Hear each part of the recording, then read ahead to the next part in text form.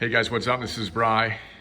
In the midst of everything else going on in the world, we are packing up our house. We're moving. Longer conversation. The painters just arrived.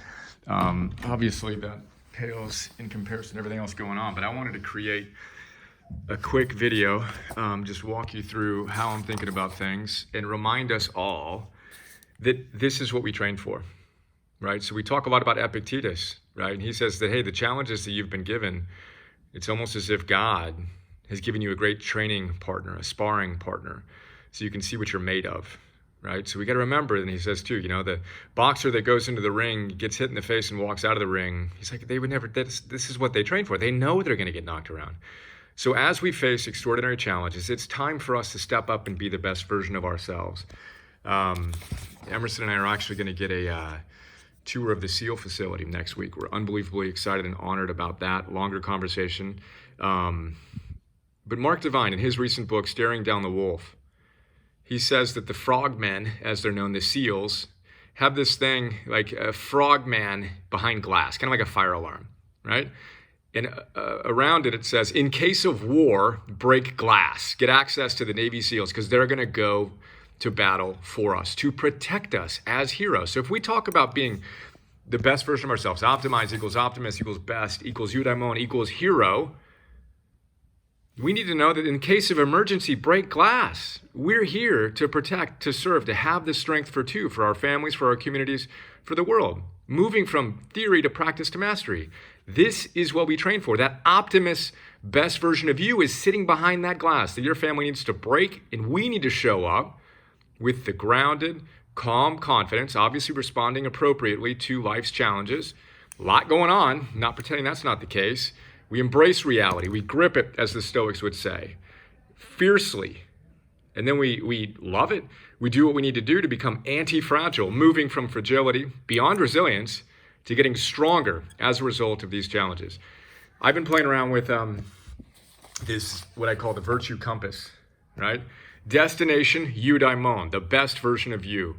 Well, guess what? In a world as disoriented as our world is today, we need to orient around these virtues, remembering the fact that, as the Stoics and all great teachers say, we need to step in between stimulus and response.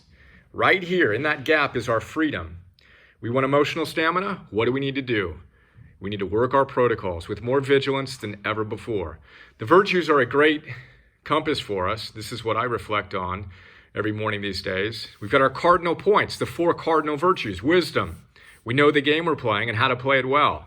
Self-mastery. We actually play the game. When it matters most, we show up with the most discipline and self-mastery. Courage. We do what needs to get done, whether we feel like it or not. Love. We realize this is what it's all about. Having the strength for 2. Showing up powerfully in service to the world.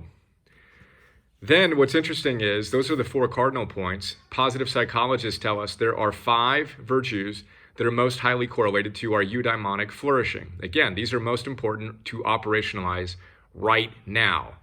Hope, gratitude, curiosity, zest, and then love. What's interesting is you can see these sub-points as almost the perfect blend of these 2 cardinal virtues. Courage plus wisdom is hope. We see a better future. We know the future is going to be better. We can hold that vision in our minds in the midst of challenges. We have the sense of agency, right? We've got the 3 elements: a better future, agency, and pathways. Obstacles make me stronger. That's the essence of hope. Gratitude. I write every morning, thank you, God, for blessing me with the gift of ... my life.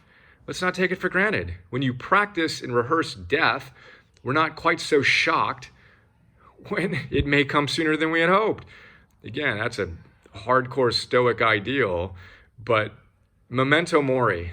Let's be grateful for the life that we have. Let's be grateful for the moment we have right now and every other blessing we have.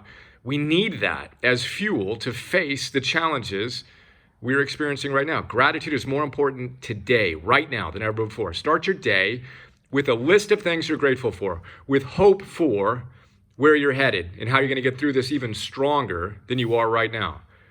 And again, engage in love with your family more than ever before. Get curious. Get curious about what's working in your life. Get curious about what you need to do to stay plugged in, to have the emotional stamina, to be the light in the midst of all of this darkness. What are you going to do? How can you get a little bit better?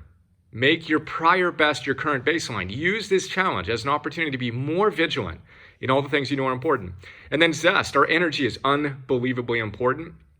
Eating, moving, sleeping, breathing, focusing our mind, meditating, etc. We need to be more attuned to this than ever before. So wisdom, self-mastery, courage, love, hope, gratitude, curiosity, zest.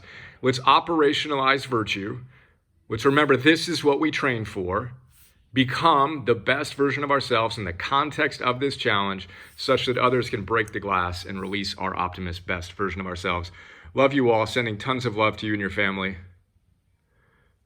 Let's get stronger.